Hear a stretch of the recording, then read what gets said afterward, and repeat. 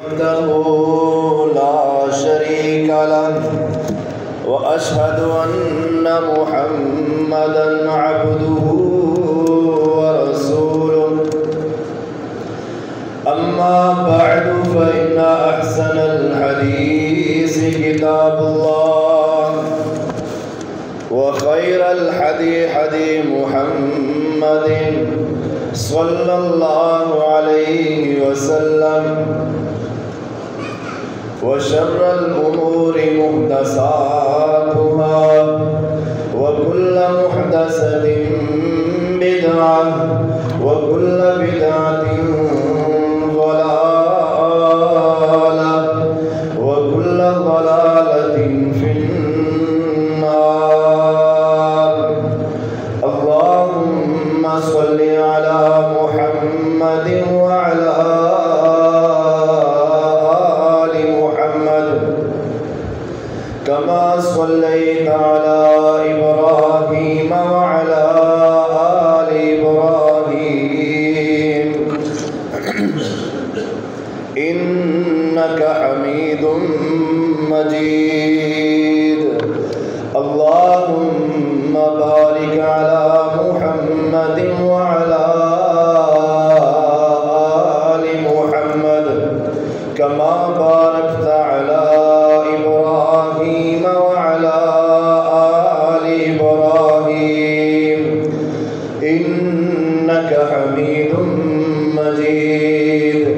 إن الله وملائكته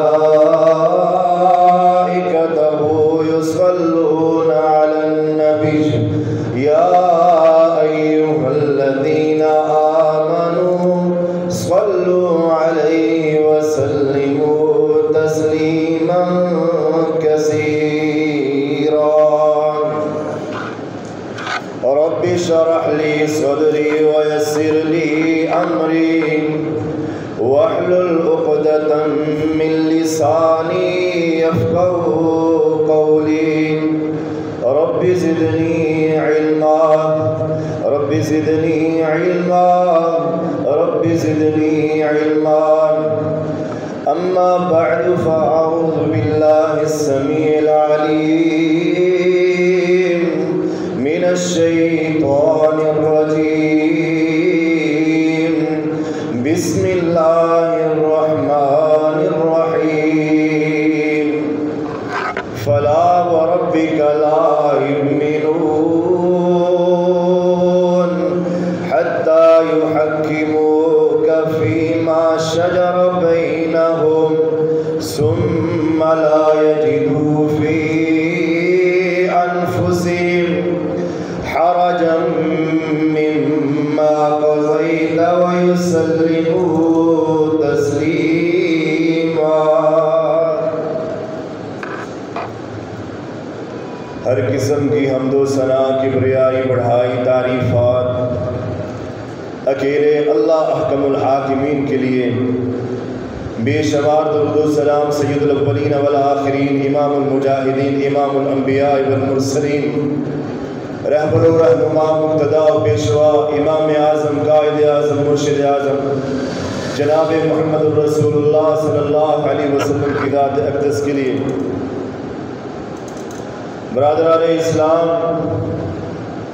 پچھلے جمعہ میں بھی آپ کے سامنے دو لفظ رکھے تھے، ایک اطاعت اور دوسرا اتباع. اسی موضوع کو آگے لے کے چلتا ہوا آپ کے گوش گزار کروں گا اور اللہ رب العزت سے مدد مانگتے ہوئے اس کی توفیق سے کوشش کروں گا کہ آپ کو ایسی باتیں سمجھا کر کے جاؤں کہ جس سے آپ کی زندگی آج ہی سے بدل جائے. کیونکہ اللہ رب العزت نے ہمیں آخری امت بنایا اور امت بھی جناب محمد رسول اللہ صلی اللہ علیہ وسلم کی امت بنایا اور پھر نبی عطا کیا اور نبی بھی اسی لیے اللہ رب العزت نے عطا کیا کہ ہم اس کی اتباع اور اطاعت کریں. آپ کے گوش گزار کیا تھا کہ دو لفظ ہیں اطاعت اور اتباع. اطاعت یہ ہے آپ اللہ کے نبی کی بات کو دل کے ساتھ تسلیم کرتے ہیں، اپنے دل کے اندر کوئی آگ، کوئی دقت محسوس نہیں کرتے۔ اور دوسرا لفظ اتباع آپ کے سامنے رکھا جو طبیعہ سے ہے، اور طبیعہ کا مطلب آپ کے سامنے میں نے گوش گزار کیا کہ اس بچڑے کو بولتے ہیں جو ابھی جنم لیا ہو اور دنیا پہ آیا ہو، گائے نے اسے جنم دیا ہو، اس کا مالک اسے ایک کونے میں لے جا کے رسی سے باندھ دے، اور اس میں اور بھی گائیں موجود ہیں اور بھی جانور موجود ہیں، مگر جب مالک اس بچڑے کو، اس کی رسی کو کھولتا ہے تو بنا دیکھے وہ اپنی ماں کی طرف سیدھا بھاگتا ہے، اس کو طبیعہ بولتے ہیں۔ یہی صورتحال اتباع میں ہے۔ جب جناب محمد رسول اللہ صلی اللہ علیہ وسلم کی بات آ جائے تو مومنوں کو چاہیے، مسلمانوں کو چاہیے اپنی آنکھیں سیدھی رکھتے ہوئے، دل کو سیدھا رکھتے ہوئے محمد رسول اللہ صلی اللہ علیہ وسلم کی بات کو تسلیم کریں۔ اللہ کے نبی صحابہ کرام بھی موجود ہیں، ایک دن کا اٹھایا، ایک سیدھی لائن کھینچ دی، کچھ دائیں کھینچی اور کچھ بائیں کھینچی، دیکھنا ہونے کیا لگا ہے۔ جن لوگوں نے اتباع کرنی ہے، اطاعت کرنی ہے، انہیں ملنا کیا ہے، اور جن لوگوں نے اتباع اور اطاعت کرنی ہے وہ کیسے لوگ۔ اللہ کے نبی نے سیدھی لائن کھینچ دی، کچھ دائیں کھینچی کچھ بائیں کھینچی، فرمایا یہ دائیں بائیں والی ساری شیطانی رستے، سیدھی لائن صراط مستقیم والی راہ ہے، جنت والی راہ ہے، اور وہ راہ ہے صراط الذین انعمت علیہم، جن لوگوں پہ اللہ رب العزت کے انعامات کی برکھا برسنی ہے، یہ ان لوگوں کی راہ۔ دیکھ لے میرے نبی کے صحابہ کرام ہیں، ماننے والے ہیں، میرے نبی کو کیسے مانتے ہیں، کیسے تسلیم کرتے ہیں۔ مسند احمد کی حدیث ہے، آپ صلی اللہ علیہ وسلم نے مکہ کو فتح کر دیا، اپنی آبائی جگہ کو فتح کر دیا۔ فتح کرنے کے بعد میرا نبی صحابہ کرام کو لے کر کے حنین کی طرف چلا، وہاں پہ پہنچے۔ میرے نبی نے سب سے پہلا کام جب وادی حنین میں پہنچے تو کیا کیا؟ لیتا جا سبق محمد رسول اللہ صلی اللہ علیہ وسلم کی باتوں سے۔ میرا نبی حنین میں پہنچا، اور پہنچنے کے بعد سب سے پہلا آرڈر اپنے صحابہ کرام کو کیا کہ اس جگہ پہ مسجد تعمیر کرو، مسجد کو بناؤ۔ میرا نبی جنگوں میں بھی جاتا ہے تو نماز کی پرواہ ہے، لاپرواہی نہیں۔ اسی لیے اللہ رب العزت نے فرمایا ہے ما آتاکم الرسول فخذوہ، میرا نبی جو دے دے اسے تسلیم کر لو، پکڑ لو، اس کو مضبوطی سے تھام لو، جس چیز سے میرا پیغمبر روک دے، منع کر دے، اس سے پاس آ جاؤ۔ اللہ کے نبی نے حکم دیا، آرڈر جاری ہو گیا، مسجد تعمیر ہو گئی۔ مسجد تعمیر ہونے کے بعد اللہ کے نبی نے درس دیا کہ نماز ضروری ہے، جہاں بھی تو جائے نماز ضروری ہے، نماز کے بغیر گزارا نہیں۔ حکم دیا کہ بھئی اس وادی میں تو ہم پہنچ گئے ہیں، ساتھ کفار بھی موجود ہیں اور حوازن قبیلہ بھی موجود ہے جو بڑا جنگجو ہے، ہر وقت لڑائی کے لیے تیار رہتا ہے۔ انہیں پتہ چل جائے گا کہ محمد رسول اللہ صلی اللہ علیہ وسلم یہاں آگے ہیں تو وہ کہیں رات کے اندھیرے میں آ کر کے حملہ نہ کرتے۔ کوئی صحابی ہے جو آج رات پہرا دے اور محمد رسول اللہ صلی اللہ علیہ وسلم بھی آرام فرما لے اور اس کے جانثار بھی آرام کر لے تاکہ تازہ دم ہو کر کے صبح اٹھے کفار کے سامنے کھڑے ہو جائے۔ میرے نبی کا صحابی انس بن ابی مرثد رضی اللہ تعالیٰ عنہ کھڑے ہوئے، اللہ کے نبی میں حاضر ہوں۔ آپ صلی اللہ علیہ وسلم نے فرمایا اچھا انس تو پہرا دے گا ساری رات؟ کہا ہاں اللہ کے نبی۔ میرے نبی کی اطاعت ہونے لگی ہے، اتباع ہونے لگی ہے، دیکھنا۔ میرے نبی نے کہا انس جا کر کے گھوڑا لے کر کے آ۔ گھوڑا لے آئے، فرمایا اس پہ سوار ہو جا۔ سوار ہو گیا، کہا اب اس پہاڑ کی چوٹی پہ چلا جائے، ساری رات پہرا دینا۔ نماز پڑھی عشاء کی۔ حضرت انس بن ابی مرثد نے عشاء کی نماز پڑھنے کے بعد گھوڑے پہ سوار ہو گئے، رات ڈھل گئی، تھک گئے، بیٹھے بیٹھے گھوڑے پہ تھک گئے۔ دل میں خیال آیا کہ میں اتر ہی جاؤں، تھوڑی دیر آرام کر لوں، میری آنکھیں تو کھلی ہیں، میں دیکھ رہا ہوں دشمن آ رہا کہ نہیں آ رہا۔ سوچا نہیں، جب میرے پیغمبر نے، میرے حبیب نے، میرے پیارے پیغمبر نے، جس پہ میری جان قربان ہے، اس نے آرڈر نہیں کیا، میں نے پوچھا نہیں، اس نے بتایا نہیں اے انس رات کو اتر کے آرام کر سکتا ہے کہ نہیں اتر سکتا، گھوڑے سے نیچے اترے گا کہ نہیں اترے گا، میں نے پوچھا نہیں، اللہ کے نبی نے بتایا نہیں، تو میں کیوں اتروں؟ ساری رات گزر گئی، انس گھوڑے پہ سوار پہرا دیا۔ صبح ہوئی، ادھر آمنہ کی لال جناب محمد رسول اللہ صلی اللہ علیہ وسلم کی آنکھ کھلی۔ پوچھا میرے صحابہ کرام انس کو دیکھا ہے؟ کہا نہیں۔ پوچھا کوئی خبر ہو، کوئی اطلاع ہو کہ انس کس حال میں ہے، کوئی خبر آئی ہو؟ کہا نہیں اللہ کے نبی، خبر بھی کوئی نہیں پہنچی کہ انس کس حال میں۔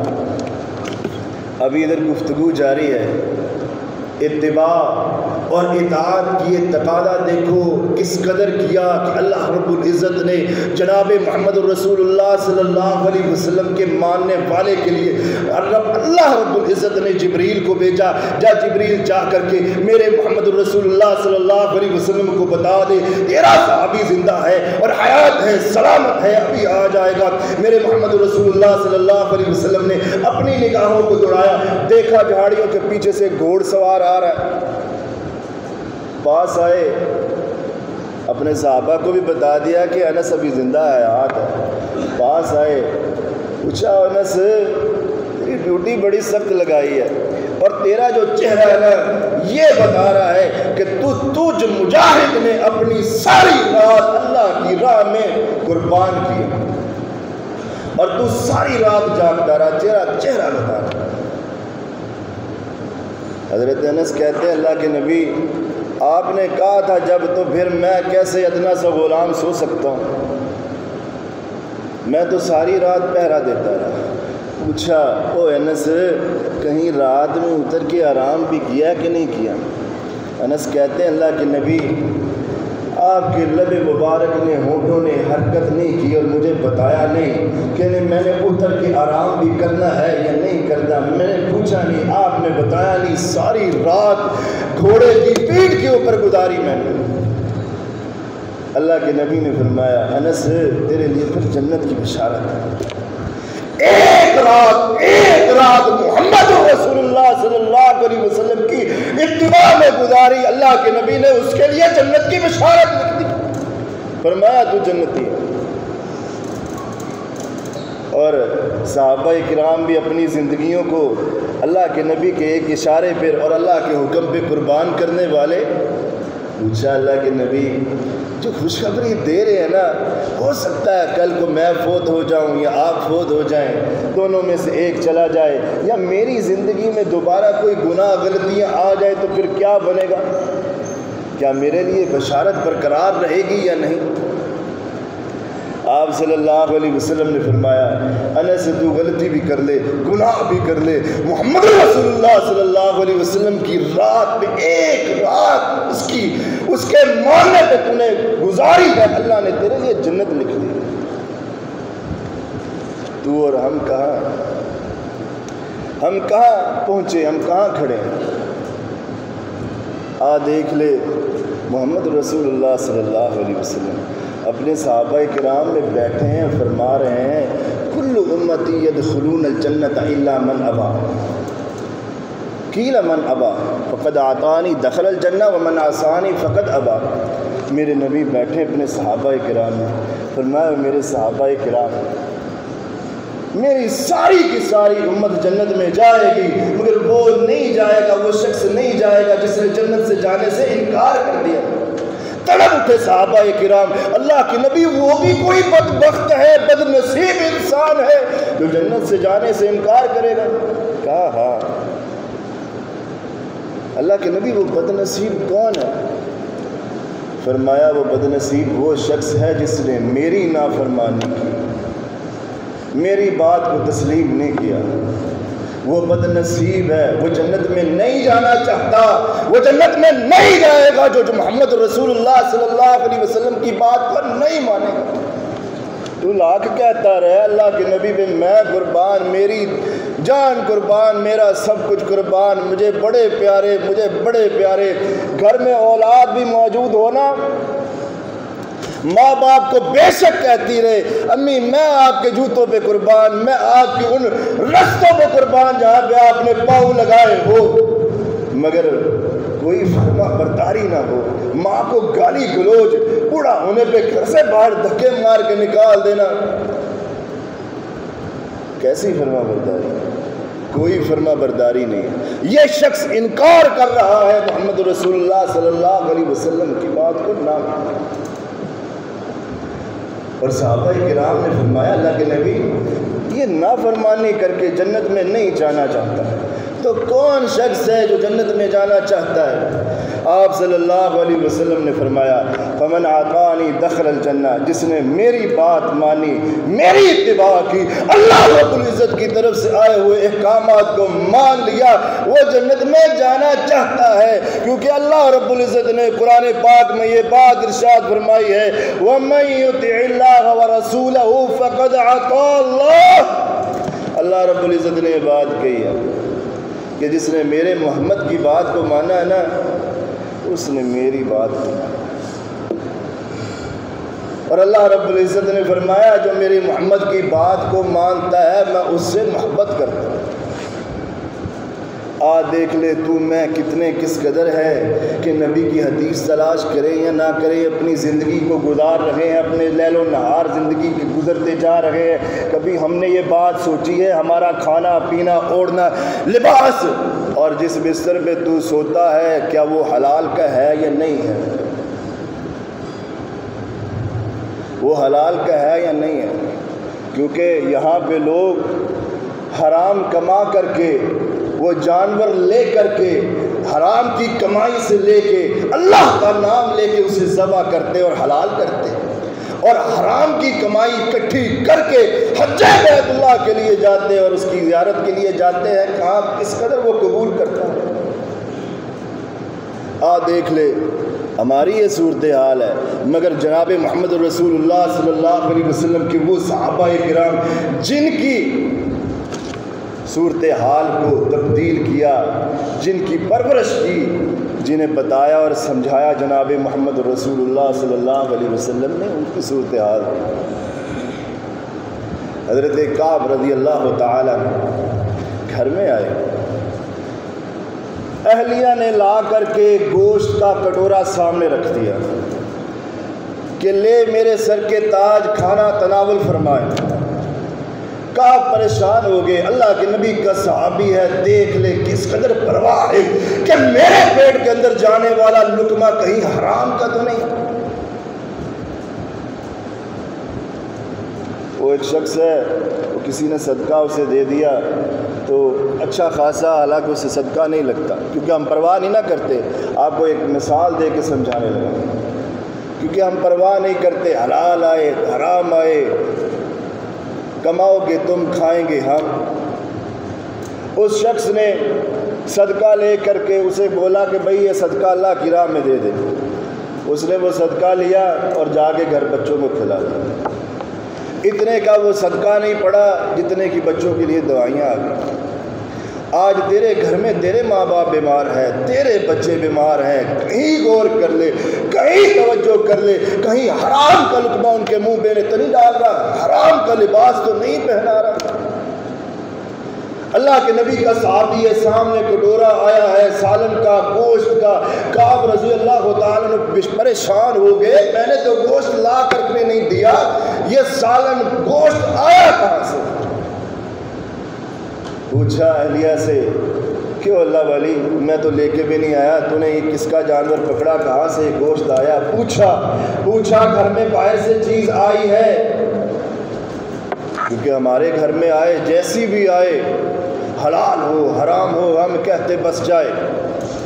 ہم اسے نکل جائیں، مگر صحابی ہے، پرواہ ہے، آخرت میں جانا ہے، اللہ رب العزت کو منہ دکھانا ہے، اللہ کے نبی کے روبرو پیش ہونا ہے، جنت کمانی ہے، جہنم سے دور ہونا ہے، پرواہ ہے۔ پوچھا، کہا وہ بکریاں چرانے کے لیے لونڈی گئی تھی باہر، بیڑیا آیا، اس نے اس بکری کو پکڑ لیا، زخمی کر دیا، ہماری لونڈی نے بھاگ کے اس بکری کو چھڑایا اور ذبح کر لیا، اور ذبح کر کے گوشت بنا کر کے گھر لے آئی، اور اس گوشت کو میں نے پکا لیا۔ اب دیکھ، نبی کا صحابی ہے، پرواہ ہے، ذبح تو ہو گیا جانور، مگر پرواہ کس چیز کی ہے کہ ایک مرد نے اسے ذبح نہیں کیا، عورت نے ذبح کیا۔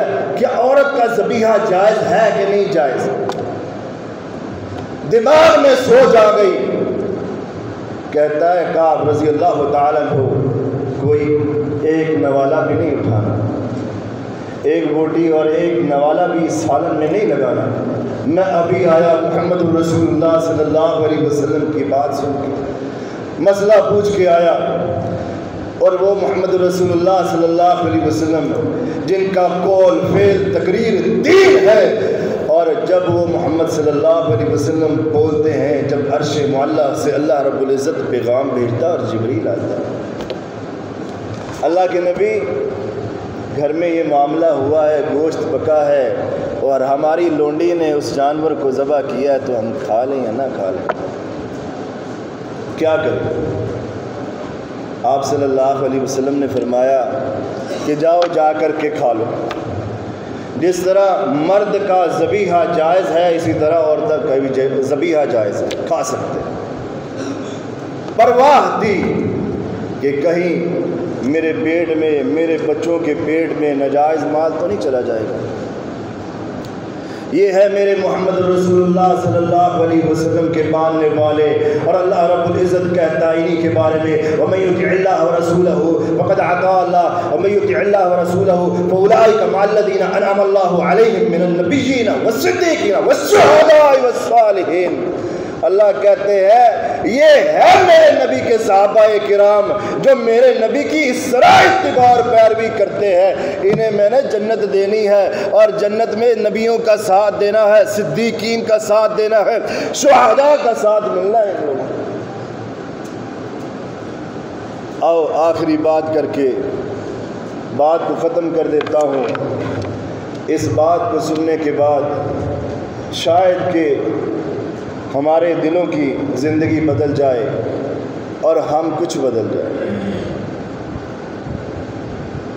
آپ صلی اللہ علیہ وسلم حجۃ الوداع کے موقع پر یہ بات فرما رہے ہیں، خذوا عنی مناسککم، مجھ سے حج کے طریقے سیکھ لو، مجھ سے حج کے طریقے سیکھ لو، اگلے سال ہو سکتا ہے کہ میں محمد رسول اللہ صلی اللہ علیہ وسلم دنیا پہ رہوں یا نہ رہوں۔ اور آپ صلی اللہ علیہ وسلم نے فرمایا، الا انی فرضکم علی الحوض، میں تم میں سے جا رہا ہوں، میں تمہیں چھوڑ کر کے دنیا سے جا رہا ہوں، اور حوض کوثر پہ جا رہا ہوں۔ حوض کوثر پہ میں جاؤں گا، میں اللہ رب العزت سے یہ بات بولوں گا کہ اللہ میری امت نے آنا ہے، اس حوض پہ برتن لگوا دیں۔ برتن لگنے شروع ہو جائیں گے، میں اللہ رب العزت سے کہوں گا اللہ میری امت زیادہ ہے، برتن اور لگا دیں۔ اللہ رب العزت اور برتن لگا دیں۔ مثال یوں سمجھیے کہ ایک شخص ہے، وہ اپنی لخت جگر، اپنی بیٹی جو نازوں کے ساتھ پالی ہے، اس کی شادی کرنے کے لیے دن تیار ہو گیا، وقت آ گیا، جہیز کا سامان بھی پڑا ہے، سارا کچھ تیار پڑا ہے، اور دوسری طرف سے اطلاع آتی ہے کہ بھائی ہمیں نامنظور ہے، ہم نے نہیں آنا،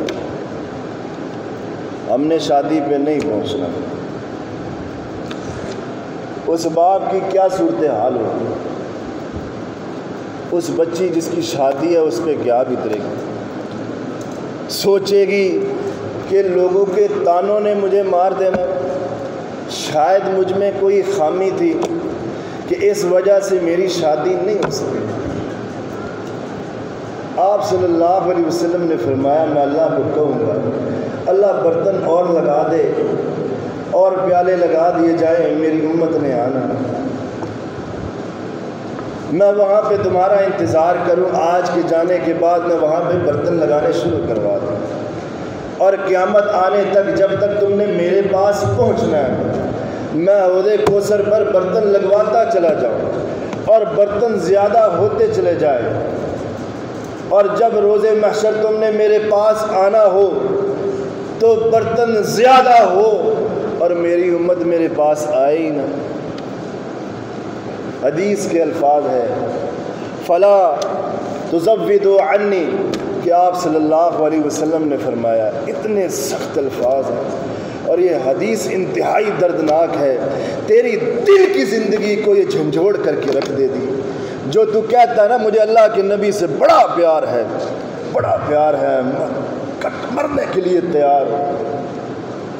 آپ صلی اللہ علیہ وسلم نے فرمایا فلا تزاود عنی، برتن لگے میری امت آئے گی، میں اللہ سے کہوں گا اللہ میرے ماننے والے تو بڑے تھے، کوئی آیا کیوں نہیں؟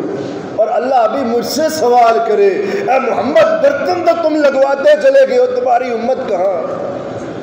اور میں اللہ سے پوچھوں اللہ میری امت تو بہت زیادہ تھی، ابھی تک پہنچی کیوں نہیں؟ اور اللہ یہ بات کہہ دے اے محمد کریم صلی اللہ علیہ وسلم، اے میرے لاڈلے پیغمبر، میرے پیارے حبیب، جن کی راہ تو تک رہا ہے، جن کا تو منتظر ہے، وہ جہنم میں جا چکے۔ آپ صلی اللہ علیہ وسلم نے فرمایا فلا تزاود عنی، کیا تو چاہتا ہے محمد رسول اللہ صلی اللہ علیہ وسلم کا چہرہ شرم سے جھک جائے؟ آپ صلی اللہ علیہ وسلم نے فرمایا اگر میری امت نہ پہنچی تو میرا سر شرم سے میرا چہرہ جھک جائے، میں کیسے اپنی نگاہوں کو، اپنے چہرے کو اللہ رب العزت کے سامنے اٹھاؤں؟ آج تو محبت کا اظہار کرتا ہے، جھنجھوڑ لے اپنے آپ کو، دیکھ لے اپنے آپ کو، کیا تیرا چہرہ محمد رسول اللہ صلی اللہ علیہ وسلم کے چہرے جیسا تھا یا ہے؟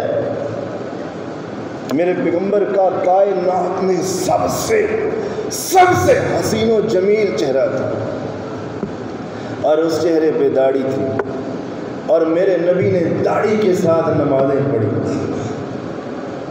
حلال مال کے ساتھ نمازیں پڑھی، اپنے گھر کے اندر اسلامی ماحول، ماؤں بہنوں بیٹیوں کو اچھا لباس، اسلامی لباس پہنایا۔ اور آج ہم نے میرے محمد رسول اللہ صلی اللہ علیہ وسلم کی نافرمانی کی، کیا ہم اللہ کے نبی کا سامنا کر سکے؟ کیا اللہ کے نبی کے پاس جا سکے؟ آج ہی وقت ہے، ابھی وقت ہے، 2 منٹ کے بعد کا کوئی پتہ نہیں، یہیں بیٹھے اپنے معاملات کو دیکھ لو، ہر انسان کو بتا اپنی زندگی کو آج ہی بدل لے، تاکہ کل جا کر کے تو محمد رسول اللہ صلی اللہ علیہ وسلم کو شرمندہ ہونے سے بچا سکے۔ وآخر دعوانا ان الحمد للہ رب العالمین۔